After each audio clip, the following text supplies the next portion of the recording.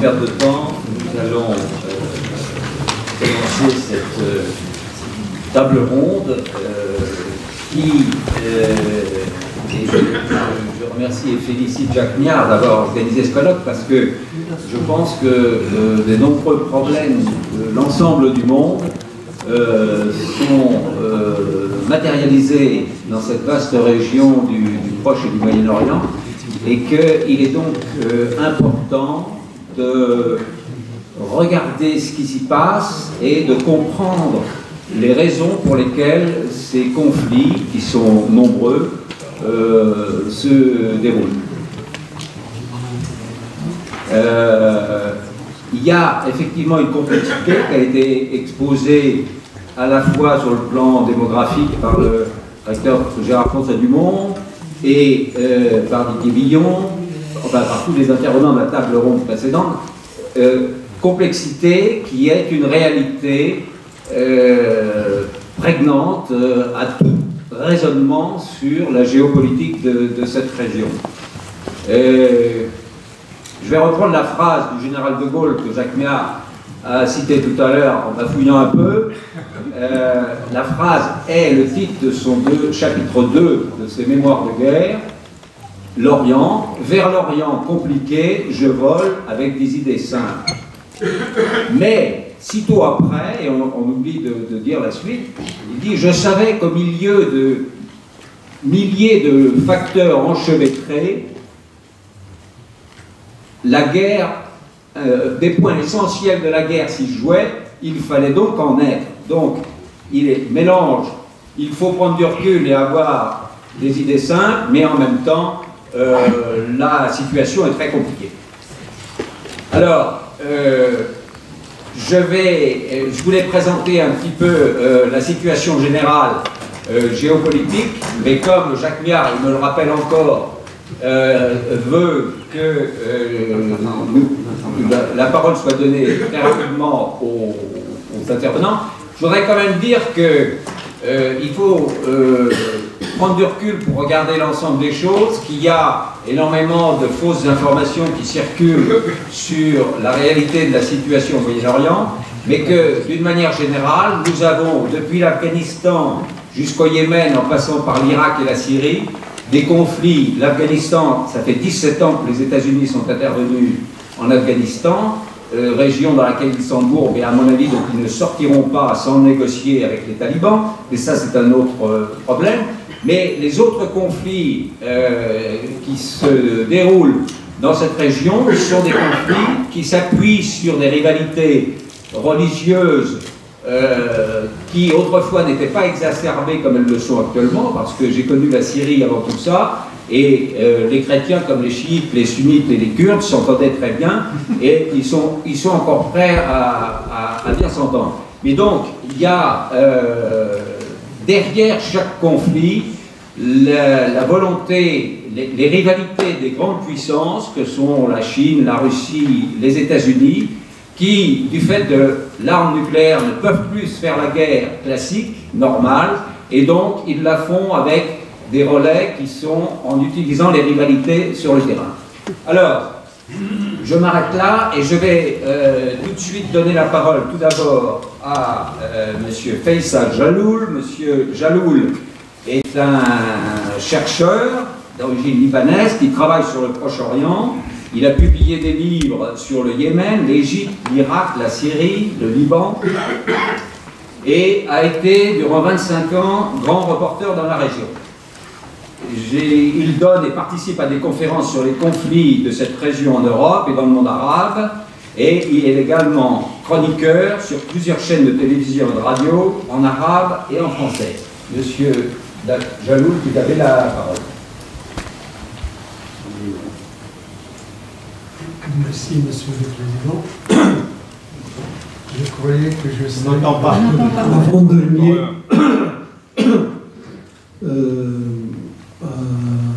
à parler du Yémen, qui est, à mon avis, le pays le plus difficile. Le Yémen n'est pas très bien connu, donc pour pouvoir comprendre les origines et les dimensions étrangères régionale et internationale de ces conflits, il faut, à mon avis, pouvoir ou bien savoir quelques éléments essentiels et élémentaires. D'abord, la situation stratégique, tout le monde connaît que le Yémen est un pays qui se trouve à Bab el-Mandeb, au détroit de Mandeb, et ce détroit de Mandeb dépend le trafic de pétrole, le trafic international, et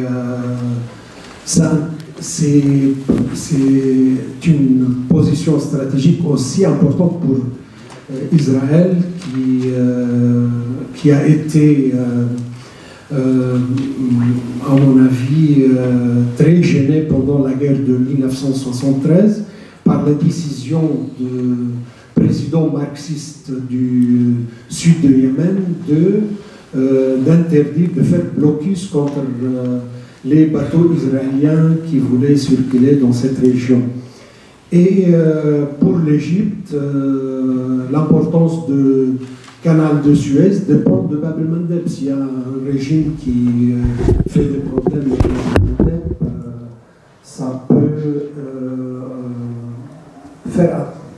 ça peut gêner beaucoup le trafic à partir du canal de Suez. Et l'importance de ce pays ne se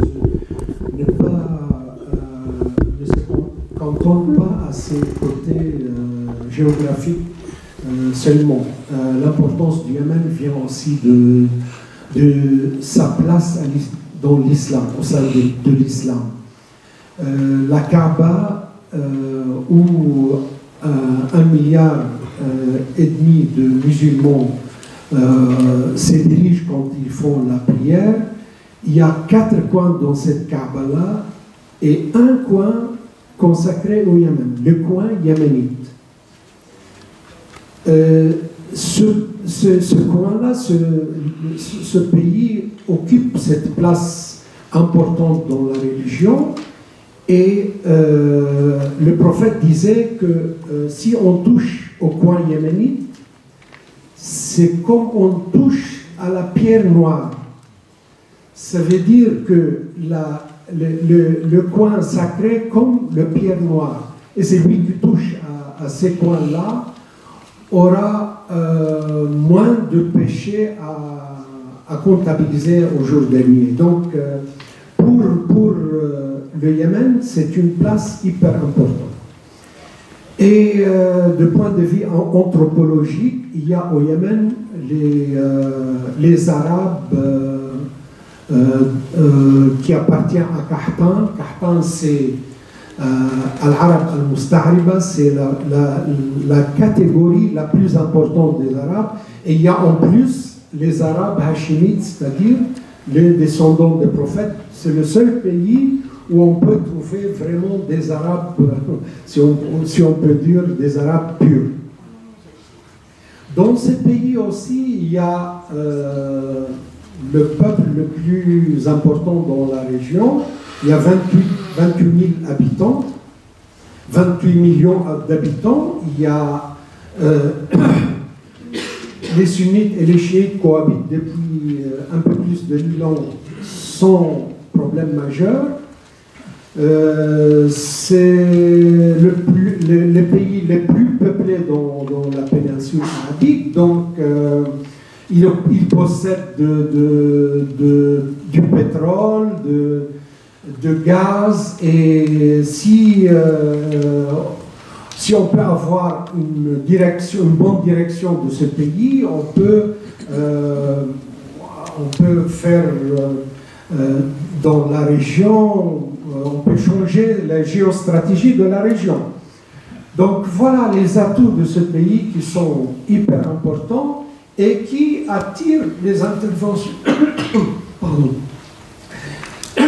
les interventions extérieures et étrangères, et surtout du côté de l'Arabie Saoudite. On commence par l'Arabie Saoudite parce que la guerre aujourd'hui est menée par la coalition dirigée par l'Arabie Saoudite. Le roi Abdelaziz, le fondateur du royaume d'Arabie Saoudite, disait à ses fils un testament très bien connu. Il disait à ses fils, votre bien vient du Yémen et votre mal vient du Yémen. Il faut faire attention toujours au Yémen. C'est de ce pays-là que les Saoudiens et que votre régime dépend. Donc, les fils de roi d'Arabie Saoudite ont bien gardé à la tête ce testament-là, ce conseil-là, et ils ont mené une politique de domination du Yémen après la chute de la dynastie yéménite de la famille Hamiddi, la famille chiite qui régnait au Yémen après la présence ottomane.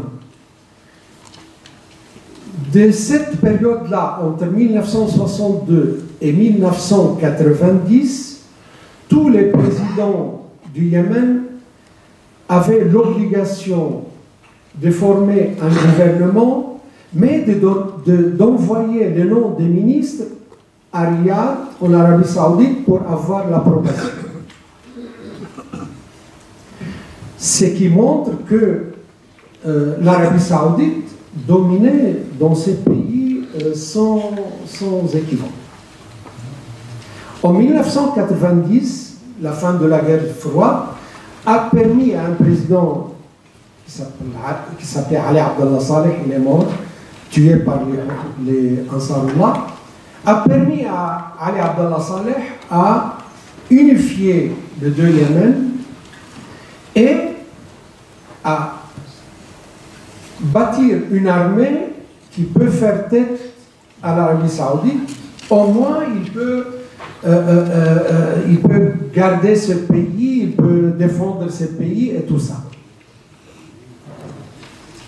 À ce moment-là, les Saoudiens et les Iraniens en même temps ont essayé de jouer au sein de ce pays un jeu d'intervention, si vous voulez, d'intervention défensive d'un côté et de l'autre. Les Saoudiens voulaient garder leur présence, son partage. Les Iraniens ont commencé à travailler avec un petit groupe des chiites zaïdites, et ces chiites zaïdites s'appellent le Houthi. Aujourd'hui, on les appelle Ansarullah.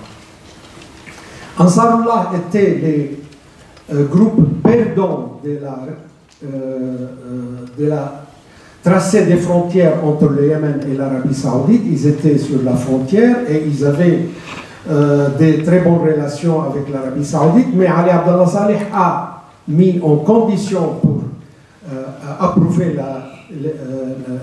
le tracé des frontières en disant: vous lâchez vos amis yéménites et on peut régler les problèmes des frontières à votre avantage. Et ils l'ont fait. Les Houthis, à ce moment-là, se sont dirigés vers l'Iran, et à partir de ce moment, l'Iran avait un coin au Yémen, un coin important au Yémen, pour jouer à l'intérieur de ce pays et dans la région. Il a fallu attendre le printemps, ce qu'on appelle le printemps arabe, et pour déloger Ali Abdallah Saleh.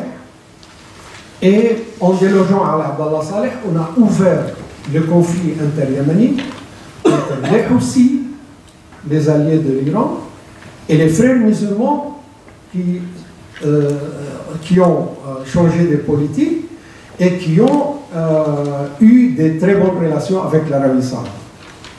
L'Iran et l'Arabie... à conclure, hein, M. Jalloul. Oui, je vais conclure. Le conflit entre l'Arabie Saoudite et l'Iran au sein du Yémen a poussé les Occidentaux à appuyer les Saoudiens et à donner des armes à M. Abdrabou Mansour Hadi, qui est le président approuvé et aimé par les Saoudiens. Et aujourd'hui, ce conflit-là paraît un peu interminable à cause d'une guerre asymétrique. L'Arabie Saoudite a une armée à l'occidental, il peut bombarder, il peut utiliser toutes les armes modernes et tout cela, mais il faut occuper la terre. La terre est occupée par les Houthis. Les Houthis, c'est des familles qui ont vécu avec la guerre et qui, avec les armes à la main, à l'épaule, et c'est difficile de les loger. Est-ce que ces conflits-là, la dernière question, la dernière phrase, est-ce que ce conflit-là peut être réglé à un compromis qui garde les intérêts des Iraniens et les intérêts des Saoudiens au sein de ce même pays? Moi, je ne pense pas. Ces conflits-là ne peuvent pas régler à un compromis qui garde les deux côtés au sein du même pays. Le seul moyen de règlement de ces conflits, c'est d'être en accord avec les Iraniens pour un règlement des problèmes dans toute la région, pas seulement le Yémen. Merci, M. Jalloul. Effectivement, je crois que ce conflit n'a pas de solution militaire.